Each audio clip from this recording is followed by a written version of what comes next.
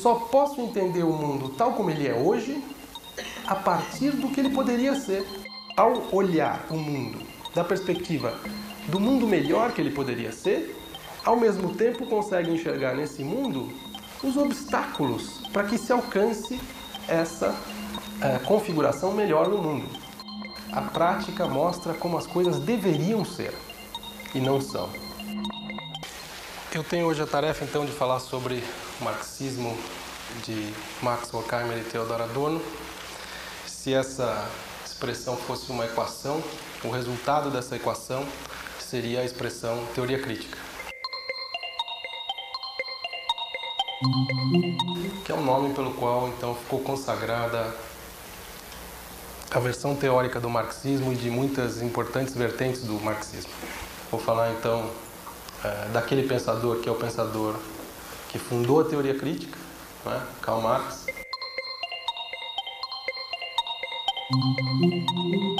No século XIX, 1818-1883, e de Horkheimer, nascido no finalzinho do século XIX, 1895, e falecido em 1973.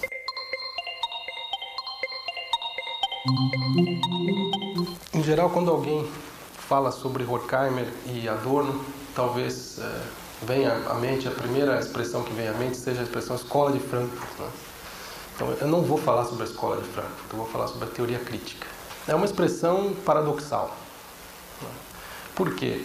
Porque quando a gente tem em mente uma teoria sobre determinado tema ou determinado assunto, a maioria das vezes a gente quer dizer com isso que a gente tem uma hipótese ou um conjunto de argumentos para poder explicar ou compreender um fenômeno, uma determinada conexão de fenômenos no mundo. Uma teoria tem essa pretensão e essa função.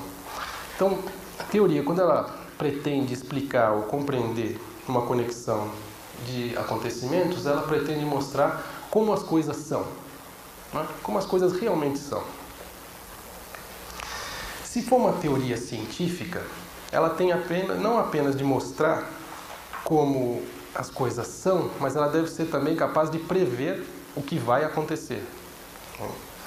Ela tem que ser capaz de compreender os eventos no mundo de uma tal maneira que ela possa também produzir prognósticos a partir dessas conexões significativas que ela encontrou. E uma teoria, então, é confirmada ou é refutada conforme as previsões e os diagnósticos se mostrem corretos ou incorretos. Nesse sentido, a teoria, em geral, ela se opõe à prática, né?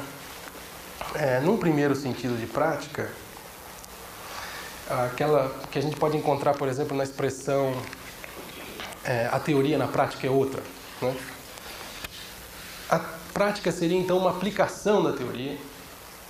Ela mostraria que há uma distância entre dizer como as coisas são e utilizar essa elaboração teórica para manipular objetos no mundo.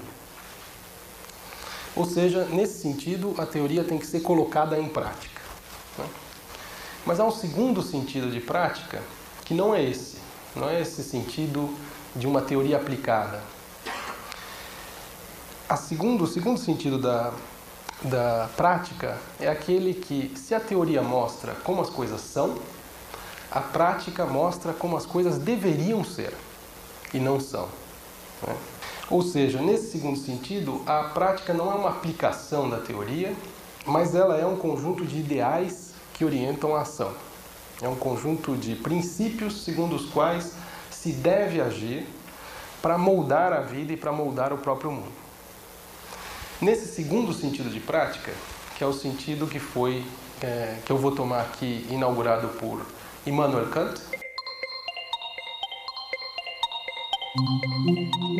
aquele que é considerado o fundador do idealismo alemão, esse sentido de prática, segundo Kant, é o sentido mais elevado, né? É aquele sentido que abrange a filosofia prática, aquelas disciplinas como a moral, a ética, o direito e a política. Se a gente tomar esse sentido da contraposição entre teoria e prática, digamos agora, entre o que é e o que deve ser, essa distância entre teoria e prática não deve ser superada nunca. Porque, justamente, se embaralhar os termos, teoria e prática, nós destruiremos os dois termos. Em que sentido isso? Teoria e prática têm lógicas diferentes. E essas diferentes lógicas não podem e não devem se confundir. Em outras palavras, se a gente fizer teoria para mostrar como as coisas devem ser, nós estamos deixando de mostrar como elas realmente são.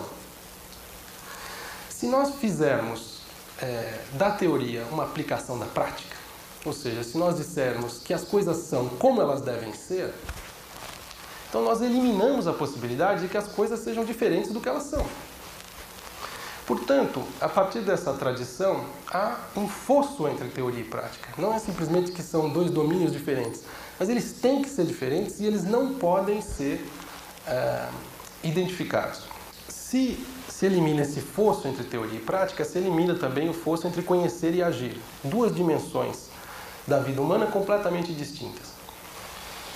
Ora, que significado pode ter nesse contexto teoria crítica? Se se trata de teoria, ou seja, de dizer como as coisas são, como seria possível criticar esse estado de coisas no contexto da própria teoria? A crítica, nesse caso, não seria exatamente dizer como as coisas deveriam ser, ou seja, uma outra perspectiva completamente diferente? Incluir crítica na teoria não significa abdicar da tarefa de apresentar as coisas como realmente são? E isso não irá resultar, vamos dizer, num primado do agir sobre o conhecer? E se nós agirmos sem conhecer, nós não vamos agir de maneira cega? Essas são objeções legítimas que poderiam ser dirigidas à teoria crítica, que, ao se colocar como expressão teoria crítica, está embaralhando a separação entre teoria e prática. Então, a teoria crítica foi enfrentar esses questionamentos criticando a distinção entre teoria e prática vigente. E isso sem abdicar da ideia de apresentar as coisas como são, nem de pensar as coisas como deveriam ser. A teoria crítica não quer uma ação cega, ou seja, uma ação que não teria referência, não levaria em conta o conhecimento, nem um conhecimento vazio, ou seja, um conhecimento que ignora que as coisas poderiam ser de outro modo. Não é? Ela questiona o sentido mesmo de teoria e prática. E, ao questionar esses sentidos de teoria e prática, ela vai utilizar dessa categoria fundamental, que é a categoria de crítica. Então, crítica é essa categoria que vai questionar a separação rígida entre teoria e prática. Há muitos sentidos de crítica, com certeza, inclusive na tradição da teoria crítica. O fundamental, o ponto central da teoria crítica é impossível mostrar como as coisas realmente são, que é o objetivo de uma teoria, se não a partir da perspectiva de como elas deveriam ser. Então, é esse ponto que eu vou tentar explicar hoje. Ou seja, crítica significa, antes de mais nada, que as coisas poderiam ser, mas não são. O que as coisas trazem nela mesma, o que o mundo traz nela mesma como potencial, possibilidades que não são realizadas. Então, é interessante, porque a partir desse momento, então, a teoria crítica significa: eu só posso entender o mundo tal como ele é hoje a partir do que ele poderia ser, do melhor que ele traz embutido nele e não realiza. Tem que notar que a primeira consequência disso é que a teoria crítica não tem nada de utópico, no sentido de irrealizável, de uma tarefa inalcançável. Mas ela enxerga no mundo real existente o melhor que ele poderia ser, que traz nele, mas não realiza. Então, nesse sentido, a teoria crítica lança a mão das potencialidades presentes na nossa sociedade e que não são realizadas, para entender essa sociedade tal como ela funciona hoje. Veja que isso não significa abdicar de dizer como as coisas são, mas simplesmente de dizer que aquele que quer simplesmente dizer como as coisas são, consegue dizer isso apenas de maneira parcial. Porque ele não vê que o mundo poderia ser algo diferente do que ele é. E, portanto, ao descrever o mundo como ele descreve apenas parte desse mundo. Porque não descreve qual parte? Aquela parte que ainda não se realizou, mas que está potencialmente presente nesse mundo. Por um lado, o ponto de vista crítico é aquele que faz com que o mundo como ele deveria ser seja parte do mundo como ele é hoje, em primeiro lugar, e em segundo lugar é aquele que enxerga então na realidade aqueles elementos que impedem a realização desses potenciais melhores. Ao olhar o mundo da perspectiva do mundo melhor que ele poderia ser, ao mesmo tempo consegue enxergar nesse mundo os obstáculos para que se alcance essa configuração melhor no mundo. Então, interessante, porque a realização dessas potencialidades melhores no mundo significa que só é possível realizar os potenciais melhores no mundo pela prática, né? Pela ação. Então, nesse sentido, a teoria crítica, ela aponta para a prática. Como? Como realização desses potenciais melhores presentes no mundo e que não são realizados. Então, a teoria, ela aponta para as maneiras pelas quais nós podemos superar os obstáculos que nos impedem de chegar aos potenciais realmente emancipatórios presentes no mundo. A relação de teoria e prática fica completamente diferente. Porque, então, a teoria, ela pretende apontar para os obstáculos a serem vencidos para a realização dos potenciais emancipatórios presentes no mundo. Ao mesmo tempo, para fazer isso, a teoria crítica tem que apresentar o mundo como ele é. E como ela apresenta isso? Dizendo: existem determinadas tendências no mundo, tendências estruturais, e são tendências de dois tipos. São tendências a perenizar os obstáculos que nos impedem de transformar o mundo, e também as tendências potenciais da ação que vai me permitir superar esses obstáculos. Então, a ideia de tendência é fundamental para a teoria crítica, porque ao analisar o mundo como ele é, ela aponta para o mundo como deveria ser. Então, ela dá um sentido para a ação, não é? E, por sua vez, quando vem essa ação, é que nós podemos tomar essa ação, então, novamente como um objeto da teoria. Ou seja, será que nós conseguimos atingir a ação que nós pretendíamos? Será que nós nos aproximamos mais ou não desse mundo melhor que está inscrito nesse mundo presente? Então, a teoria crítica, ela só se confirma na prática transformadora das relações sociais vigentes. Prática aqui não significa simplesmente uma aplicação da teoria, mas envolve embates e conflitos políticos, embates e conflitos sociais. Então, a teoria crítica não pretende pairar sobre o mundo, mas ela pretende entender os conflitos sociais, ela pretende entender os conflitos políticos, dando-lhes um sentido emancipatório, dando-lhes um sentido na compreensão do mundo, que é compreensão de um mundo melhor que está embutido nele. Então, essa expressão teoria crítica, ela nasceu justamente num texto de Max Horkheimer, de 1937, chamado Teoria Tradicional e Teoria Crítica.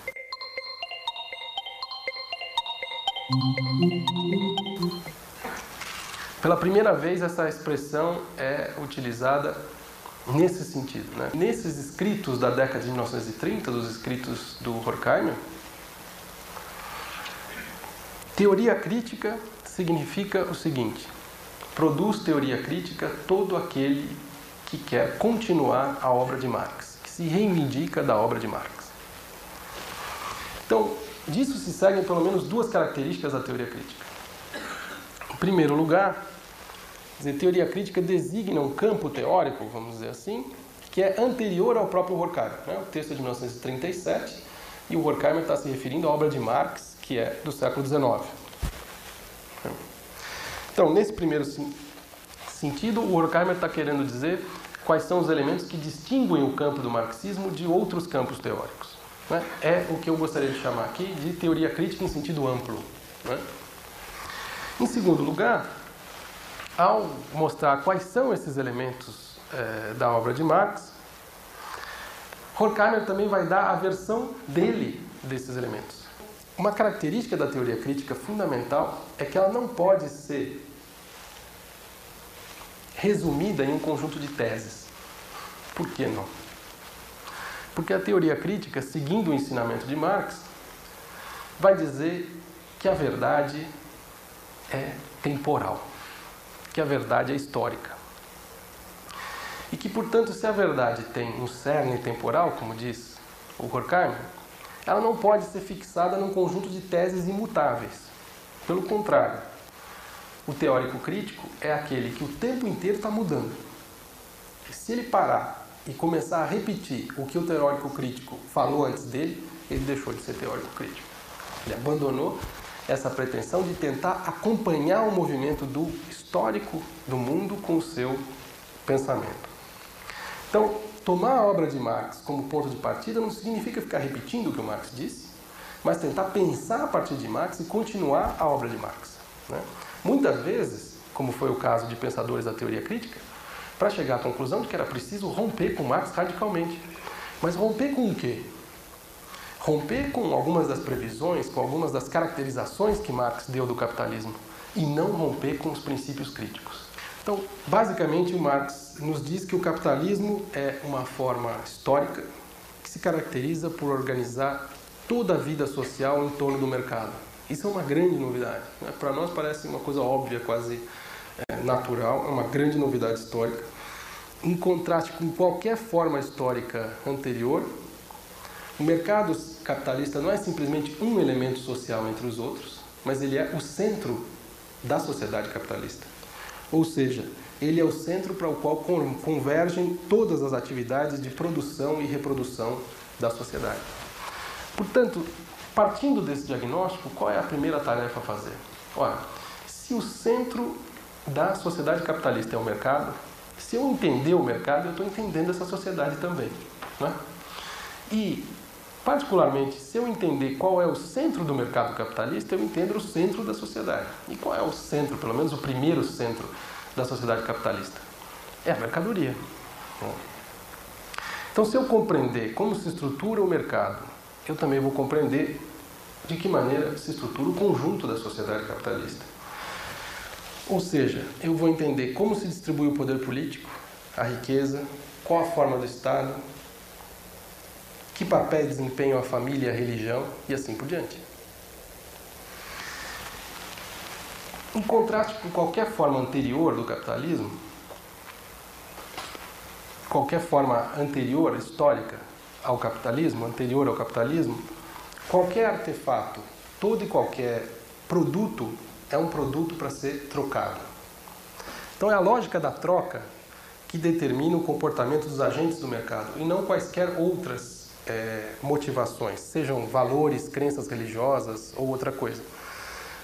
Quando as pessoas estão trocando no mercado capitalista, é evidente que cada um de nós tem valores, crenças, etc.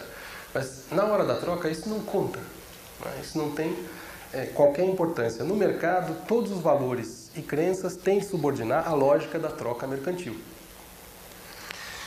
E para compreender essa lógica do mercado capitalista, como eu já mencionei no início, é preciso entender a sua unidade elementar, ou seja, entender a mercadoria.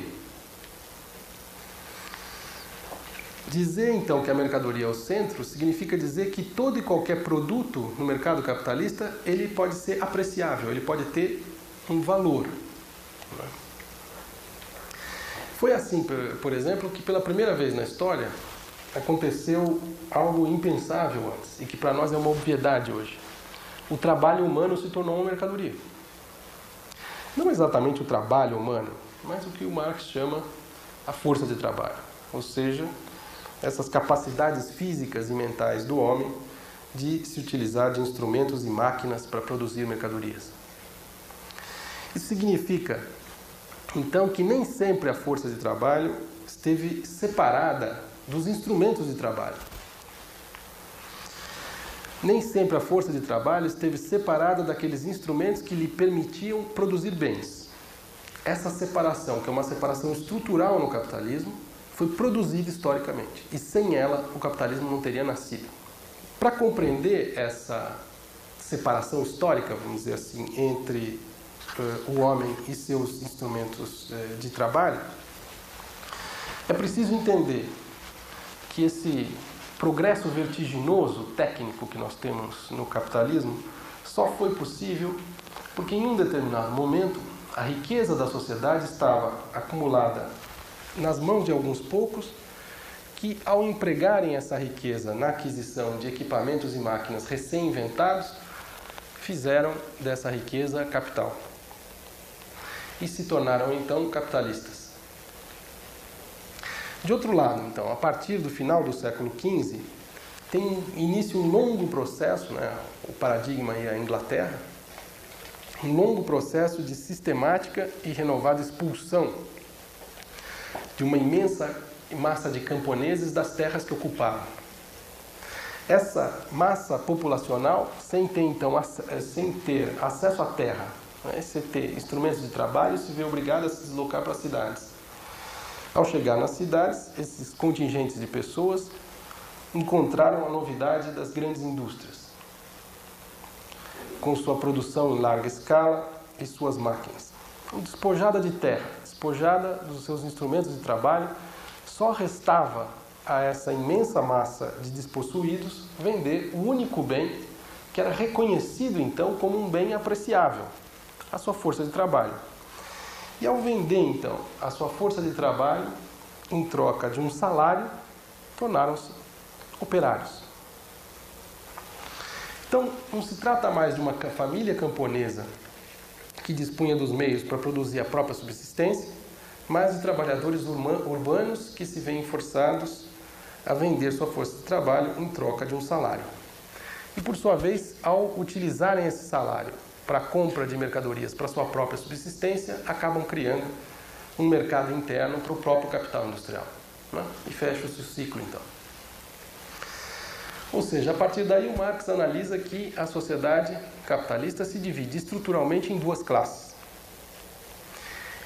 Essas classes estão ligadas à posição estrutural que cada um desses contingentes ocupam no processo de trabalho. Capitalistas são aqueles, então, que detêm os meios de produção, os instrumentos de trabalho, e que põem em funcionamento esses meios de produção com a força de trabalho que compram. Proletários são aqueles, então, que vendem a sua força de trabalho ao capitalista em troca de um salário. E como funciona o mercado nessas sociedades divididas estruturalmente em classes?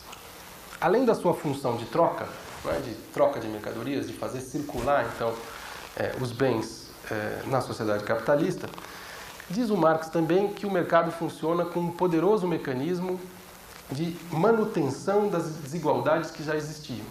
Se existia uma desigualdade de partida, qual era ela? O fato de que havia uma riqueza acumulada nas mãos de uns poucos, são aqueles justamente que vão aplicá-las na compra de maquinário, dos meios de produção, como diz o Marx, e de outro lado nós temos aqueles que não têm nada a vender senão a sua força de trabalho. Então o mercado no capitalismo, ele congela essa desigualdade de partida. Num outro sentido, diz o Marx ainda, não só o mercado, ele congela essas desigualdades de partida e, portanto, ele mantém a desigualdade, mas ele também aprofunda desigualdades. Porque, pelas análises que o Marx fez da economia capitalista, a distribuição dos bens segundo a divisão de classes, porque essa é a lógica da divisão dos bens sob o capitalismo, essa distribuição tende, diz o Marx, tem uma tendência a produzir um polo de intensa acumulação de riqueza e um outro polo de crescente pobreza. Nós sabemos que não é dessa maneira que o mercado aparece no capitalismo. né? Pelo contrário, o mercado aparece como uma oportunidade igual para que todos possam superar essas desigualdades de partida. Então o mercado aparece como uma instituição neutra, né, que troca mercadorias de igual valor. Nesse sentido, cada troca no mercado capitalista não é só uma troca de coisas iguais, de igual valor, mas é também uma troca justa, porque toda troca de coisas de igual valor é também uma troca justa. Ou seja, o mercado capitalista promete exatamente aquilo que são os ideais máximos da sociedade burguesa. Ele promete realizar a liberdade e a igualdade. Né? Então, já dá para ver aí que o Marx vai fazer dois movimentos, então. Né? O primeiro, mostrar que o mercado não realiza a liberdade e a igualdade, pelo contrário. Né? Onde é que está a liberdade? Eu posso ou não vender minha força de trabalho, não é? Sou livre para isso. Posso ou não trocar minha força de trabalho por um salário? Não, não posso. Se eu não fizer isso, eu morro. Então, que liberdade maravilhosa é essa? Eu tenho a liberdade para vender a minha força de trabalho ou morrer. Né? Qual pode ser a igualdade de uma troca em que há uma empresa com 50 mil funcionários e um empregado que se candidata com mais 5.800 atualmente para uma vaga? Qual é a capacidade, qual é a igualdade nessa relação? Né? Enfim, são exemplos do que o Marx vai dizer, que o mercado não só não realiza a liberdade e a igualdade que ele promete, mas ele aprofunda as desigualdades. Mas vejam que interessante, de alguma maneira, embora o mercado não realize essa igualdade, essa liberdade, ele promete isso. E vejam que esse é o diferencial fundamental da teoria crítica. A teoria crítica não inventa uma sociedade ideal. Ela simplesmente pretende realizar a sociedade que o capitalismo promete e não realiza. Ele promete uma sociedade da liberdade e da igualdade, mas concretamente, no seu funcionamento em torno do mercado, ele bloqueia a realização daquilo que ele promete. Então a estrutura do capitalismo é o que o Marx vai chamar uma estrutura da ilusão socialmente necessária. Então eu produzo a ilusão socialmente necessária de que há a liberdade e a igualdade, e a cada vez, a cada processo de acumulação, eu essa igualdade e essa liberdade. Portanto, diz o Marx, não é o caso de nós ficarmos inventando sociedades ideais, maravilhosas. Não, basta realizar aquilo que o capitalismo promete e não cumpre. Né? Por isso é que a teoria crítica, então, se distingue de outras correntes, que vão ser chamadas, por exemplo, de utópicas, né? Que imaginam sociedades ideais. Né? Por isso, a teoria crítica vai se distinguir daqueles que pretendem simplesmente descrever o mundo como ele é. Mas, diz o Marx, se eu descrever o mundo como ele é, eu descrevo o mercado como ele funciona. Ora, se eu descrever o mercado como ele funciona, eu não vou nunca conseguir ver que o mercado, o funcionamento real do mercado é aquele de bloquear aquilo que ele promete, a liberdade e a igualdade que ele nunca realiza. Se eu simplesmente tiver a perspectiva da descrição de como o mercado funciona, eu jamais terei essa perspectiva de que essa sociedade pode ser outra coisa do que ela é. Esses que querem descrever as coisas como são, simplesmente, são aqueles que, para a teoria crítica, ganham o nome de positivistas. Então, a teoria crítica fica sempre entre Scylla e Caribdis, entre duas possibilidades de, vamos dizer, afundar. Né? O positivismo, de um lado, que quer descrever as coisas como realmente são, e como simplesmente são, e, de outro lado, os utópicos que imaginam desenhar sociedades ideais nas suas escrivaninhas. Para Marx, a liberdade e a igualdade só vão poder ser realizadas com a abolição do capital. Então, essa abolição do capital vai se dar por meio da revolução. E a partir daí, vocês veem então que essa teoria ela vai a cada vez tentar mostrar como, a partir desses elementos estruturais, né, dessa organização em duas classes, da distribuição de bens segundo essa organização da sociedade por classes, dessa análise de que o mercado, no seu funcionamento concreto, ele rouba exatamente aquilo que ele promete, que é a realização da liberdade e igualdade, São tendências estruturais do capitalismo, diz o Marx. Só que a cada momento histórico elas mudam. Eu posso ter alterações históricas importantes, então eu tenho que estar atento, se eu for um teórico crítico realmente para valer, eu tenho que estar atento para essas alterações e ser capaz de produzir diagnósticos diferentes conforme for a situação. É isso, então, que vai permitir ao Horkheimer, a partir dessas análises do Marx, formular aqueles que são os princípios fundamentais da teoria crítica. A teoria é tão importante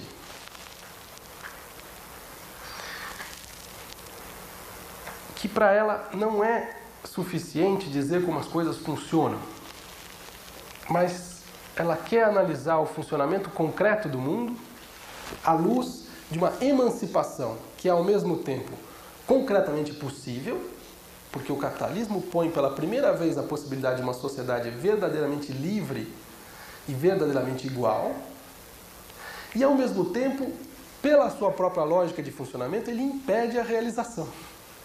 É essa emancipação da sociedade, é a realização concreta da liberdade e da igualdade que permite, que abre pela primeira vez o caminho para uma efetiva compreensão das relações sociais. Ou seja, para nós não ficarmos no nível das aparências dessa sociedade, mas de nós irmos ao fundo dela. Ou seja, sem a perspectiva da emancipação, se nós não tivermos essa perspectiva, nós ficamos no âmbito das ilusões reais que são criadas pela própria lógica interna do funcionamento do capitalismo. Isso nos permite formular o primeiro princípio da teoria crítica.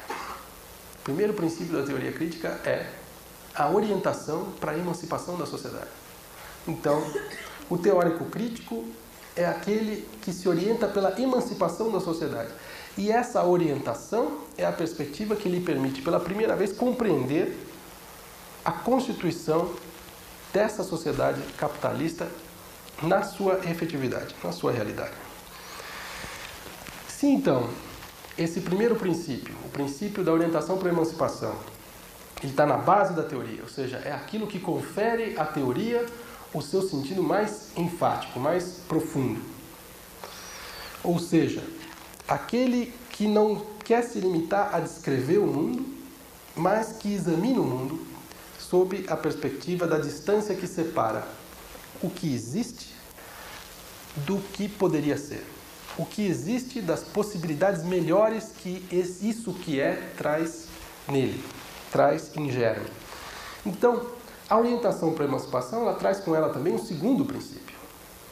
Aquele que se orienta pela teoria crítica tem de manter um comportamento crítico em relação ao que existe. Ele não pode aceitar o que é como um dado, como algo de natural. Ele tem que tomar isto que é como um indício de que ele poderia ser mais do que ele é, que ele poderia ser melhor, né? Então, o teórico crítico é aquele que vai examinar de maneira crítica tanto o conhecimento que é produzido sob as condições sociais capitalistas, quanto a realidade que esse conhecimento pretende apreender. Para o Horkheimer, a concepção de ciência e de teorias científica modernas, né, na modernidade, se estabeleceram de que maneira? Que algo para nós é evidente, né? Como um conjunto de princípios abstratos, a partir dos quais se torna possível formular leis que explicam, então, a conexão necessária entre os eventos no mundo. Segundo a nossa concepção moderna, relações de causa e efeito. E o cientista vai procurar, então, aplicar esses princípios e leis a fenômenos particulares. Para isso, ele vai formular hipóteses que se constituem, então, em previsões sobre o que tem necessariamente de acontecer a partir de determinadas condições iniciais. A ocorrência desse fenômeno que é previsto pela teoria confirma a teoria e confirma a própria previsão. Se não ocorrer o previsto, então passa a ser necessário rever, seja as condições do experimento de verificação, seja algum aspecto da própria teoria. Então, dessa maneira, a teoria científica esse padrão do que seria a teoria científica moderna, se coloca como tarefa unicamente o estabelecimento de vínculos necessários entre fenômenos naturais a partir de leis e princípios mais gerais. Então, o cientista é aquele que observa os fenômenos e estabelece conexões objetivas entre os fenômenos, ou seja, conexões que independem da sua vontade, conexões que se dão entre os próprios objetos no mundo. Como é que nós podemos fazer isso? Estabelecer essas conexões necessárias quando se trata, por exemplo, da sociedade ou das relações humanas, né? Como é possível observar os fenômenos, estabelecer relações causais entre os fenômenos, se o objeto em questão, ou seja, as relações sociais, é um produto da ação humana? E se aquele que observa é um agente também, que faz parte dessas relações sociais? Como fazer essa abstração, ou seja, como tratar um evento social como se ele fosse um evento da natureza? Para fazer essa transposição, então, do modelo originalmente das ciências naturais para as ciências humanas, foi necessário separar rigidamente a observação do fenômeno da avaliação da observação feita. Ou seja, para esses teóricos, que o Horkheimer chama de teóricos tradicionais, há uma diferença muito grande entre observar os fenômenos como cientista e avaliar os fenômenos como cidadão, por exemplo. Então eu posso chegar a uma conclusão como cientista e eu posso avaliar essa conclusão como cidadão, mas essa minha avaliação como cidadão disso que eu observei não pode interferir no trabalho científico. Como vocês veem já, aqui volta aquela velha separação entre teoria e prática de que eu tinha falado no início. Então, para isso, estabelece-se o famoso método científico. Então, o método deve ser aquele capaz de separar o que é observação daquilo que é avaliação. Então, eu tenho que separar o domínio do conhecimento do domínio da ação. Então, nesse caso, a teoria não pode ter por objetivo a ação, não é? Ela tem que se separar rigidamente da ação. Ela tem que pretender simplesmente ao conhecimento. Se o cientista abandonar essa perspectiva, ele deixa de ser um cientista e passa a ser um agente social, não é?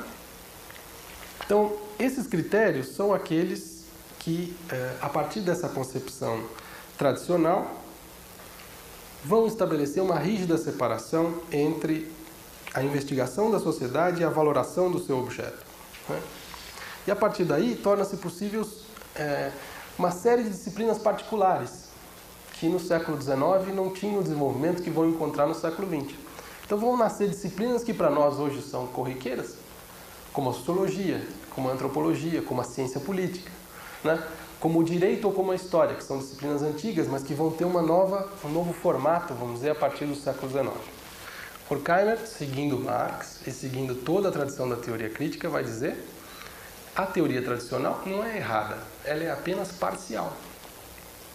Se nós soubermos incorporar os resultados da teoria tradicional na nossa visão do todo, ela passa a ser uma teoria utilizável. Para o Horkheimer, essa perspectiva tradicional de teoria, que pretende ser neutra, que pretende só descrever a sociedade, para ele, ela termina por adaptar o pensamento à realidade, ou seja, ela justifica o que existe. Em nome de uma pretensa neutralidade da descrição, a teoria tradicional se resigna à forma presente da dominação. Em uma sociedade dividida em classes, a concepção tradicional de teoria acaba por justificar a divisão em classes como sendo necessária, como sendo natural. Esse é o movimento mais clássico que o Marx chamou de ideologia. Não é? O que é ideologia? É naturalizar aquilo que é histórico. Então, aquilo que é resultado de um processo histórico, como a divisão da sociedade em classes, como o mercado como centro da sociedade, etc., passa a ser o quê? Passa a ser natural. Então, o que o Horkheimer está dizendo é que a teoria tradicional realiza um movimento ideológico. Veja, esse movimento ideológico não é algo consciente, não é? Reúnem-se lá uma série de sujeitos muito maus que resolvem que vão enganar o povo o ano que vem dizendo que o mundo é assim mesmo, tá? É o próprio capitalismo que cria essa ilusão, por isso que ela é uma ilusão necessária. A maneira como ele funciona, ao funcionar, ele produz também ideologia. Não é? Então, o Horkheimer está atribuindo esse papel ideológico à teoria tradicional. Eu pergunto, mas será que é justa essa crítica? Né? Afinal, não é necessário separar ciência e valor? Não é necessário separar conhecer e agir? Né? Se misturar, aí nós perdemos tanto a ação quanto o conhecimento. Horkheimer diz o seguinte: o conhecimento da realidade social é um momento da ação social e vice-versa. Nós agimos a partir o quê? De determinadas interpretações que nós temos do mundo. Senão nós não agiríamos. E por sua vez, o resultado da nossa ação vai ser objeto da nossa reflexão sobre qual foi o resultado da ação. Então, uma das experiências mais comuns que nós temos é que a ação sai ao contrário do que a gente queria. Né? É um dos resultados mais clássicos das nossas ações, né? Por exemplo. Então, esse resultado da ação vai ser um objeto de nova reflexão, vai ser um objeto de nova interpretação do mundo. Então, não se trata de negar que conhecer e agir são momentos distintos, mas sim de reconhecer que eles têm que ser considerados conjuntamente, que eles não podem ser separados, porque se eu abstrair uma coisa da outra, eu vou ficar apenas com parte do que significa conhecer e vou ficar apenas com parte do que significa agir. Se a realidade social é o resultado da ação humana, essa ação humana se dá no contexto de estruturas históricas, determinadas situações históricas, uma determinada forma de organização social. Então, desse modo, diz o Horkheimer, a primeira coisa que nós temos que fazer é investigar quais são essas estruturas nas quais nós agimos. Porque nós não agimos em abstrato. Tá? Nós não nascemos seres humanos, nós nascemos brasileiros, né, numa determinada época, às vezes depois da ditadura, às vezes antes, né, às vezes no meio. Né? Uma série de condições estruturais da ação humana.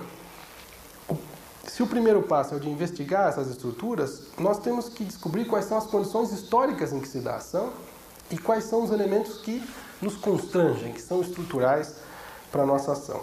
Ao separar conhecer e agir, ao separar teoria e prática, a teoria tradicional ela vai expulsar do seu campo de reflexão justamente as condicionantes históricas do seu próprio método. A teoria tradicional vai se colocar como fora da história. Se todo conhecimento produzido é um conhecimento histórico, historicamente determinado, ele muda no tempo. Né? Então não é possível ignorar as condicionantes em que é produzido esse conhecimento. Senão eu não vou entender qual a natureza dele. Se eu fizer isso, eu vou permanecer na superfície dos fenômenos, justamente naquele nível das ilusões necessárias. E eu não vou entender quais são as conexões reais desse conhecimento na sociedade. Então, na concepção tradicional de teoria, o método, que é aquilo que deve distinguir, então, o conhecer do agir e separar, é uma espécie de mata-burro, né?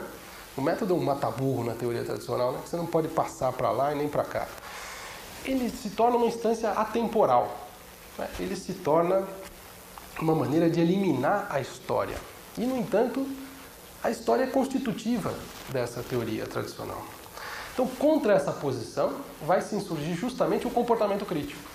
Vai se insurgir aquele comportamento que quer conhecer sem abdicar da reflexão sobre o conhecimento histórico do conhecimento produzido. Então, se o capitalismo é uma forma social que tem como centro organizador o mercado, nós temos de reconhecer, antes de mais nada, que a produção de mercadorias é o foco a partir do qual se estrutura essa sociedade. Por exemplo. E essa organização da sociedade em função da produção de mercadorias e do lucro estrutura a sociedade capitalista em classes.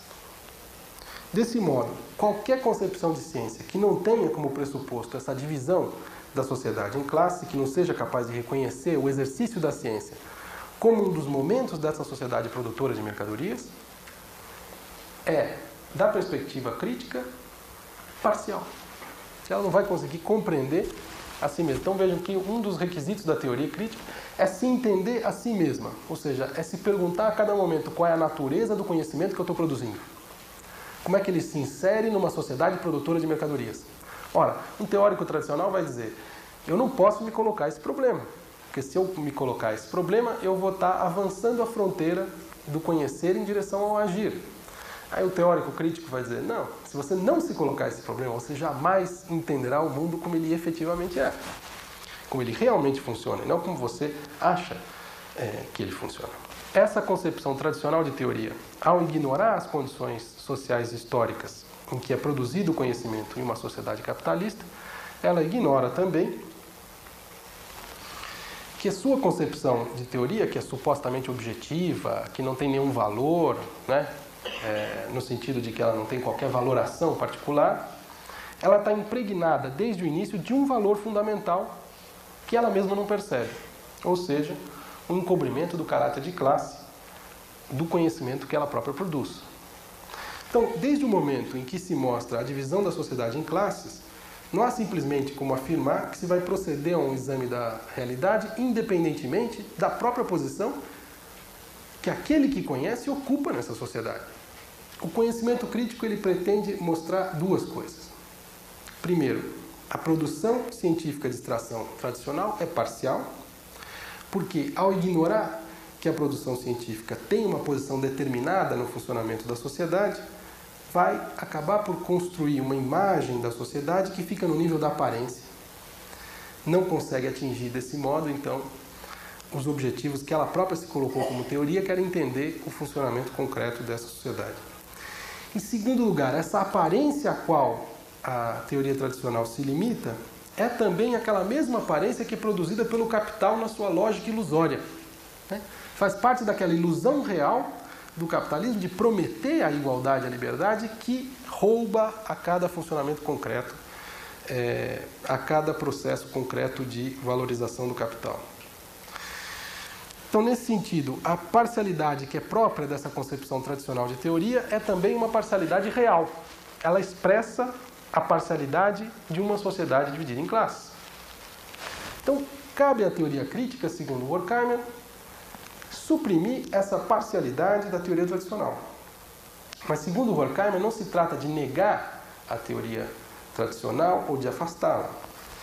Segundo Horkheimer, trata-se de dar à teoria tradicional a consciência concreta da sua limitação, de que ela seja levada a refletir sobre a posição que ela tem nessa sociedade, sobre os pressupostos que ela assume como se fossem neutros e que são, na verdade, pressupostos valorativos.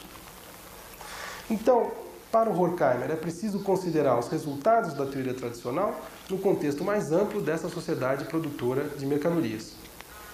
Então, só assim a teoria tradicional vai poder superar a sua função de mera legitimação da dominação, que é assumido por ela desde o momento em que ela se colocou na posição pretensamente objetiva e neutra. Se é assim, então a teoria crítica não se comporta criticamente apenas em relação ao conhecimento produzido sob condições capitalistas, mas igualmente em relação à própria realidade do capitalismo. Então, esse comportamento crítico tem a sua fonte na orientação para a emancipação, ou seja, a teoria crítica vai interpretar todas essas rígidas distinções da teoria tradicional, né? Agir e conhecer, teoria e prática, como indícios dessa incapacidade da concepção tradicional de compreender a realidade no seu todo. Então, é da perspectiva da emancipação, da instauração de uma sociedade reconciliada, de uma sociedade verdadeiramente livre e igual, aquilo que ilumina a situação presente de não emancipação, de não igualdade, de não liberdade. E permite, então, à teoria crítica entender o real sentido dessas cisões, dessas distinções rígidas que a teoria tradicional sequer consegue justificar. Então, é a unidade futura dessas cisões, dessas separações, na sociedade emancipada, na sociedade livre e igual, desses elementos que se encontram na dominação capitalista cindidos, aquilo que permite instaurar a perspectiva crítica sobre o existente. Então, o comportamento crítico ele se torna possível porque ele é fundado numa orientação para a emancipação da sociedade. Isso não vai significar que a teoria crítica abdica da compreensão da realidade social em prol da ação ou de qualquer outra coisa. Pelo contrário, a perspectiva crítica significa que a sociedade capitalista só é compreensível de maneira completa, né, quando se adota um ponto de vista crítico.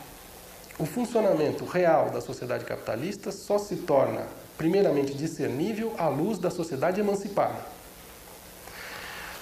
Porque a perspectiva do capital, ela vai encerrar, ela vai limitar a análise ao nível da aparência, ao nível de uma promessa de realização da liberdade e da igualdade, que é ao mesmo tempo real, já que ela é tornada possível por esse extraordinário desenvolvimento técnico do capitalismo, e ilusória, porque ela é negada cotidianamente pelo funcionamento concreto dessa forma de organização que, segundo Marx, perpetua as desigualdades. Vejam, esses elementos, né, desde Marx até Horkheimer, são os elementos fundadores dessa perspectiva, que é a perspectiva da teoria crítica. A partir daí começa toda uma história, né, da teoria crítica, começam uma série de livros e de reflexões que vão certamente mudar muito esse panorama que eu apresentei para vocês aqui e que está indo até 1937. Né? Depois de 1937, nós vamos ter, em 1947, uma obra escrita por Adorno e por Horkheimer, A Dialética do Esclarecimento,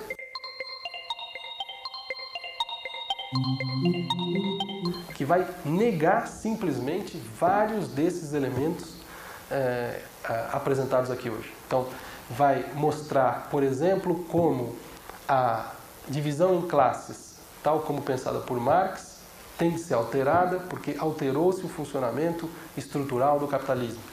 Mas o ponto fundamental, no qual eu queria chamar a atenção, faz teoria crítica, a meu ver, todo aquele que aceita esses dois princípios fundamentais. A emancipação, essa orientação para a emancipação da sociedade e um comportamento crítico em relação ao conhecimento produzido na situação de dominação vigente e em relação à própria realidade que esse conhecimento pretende aprender. Né?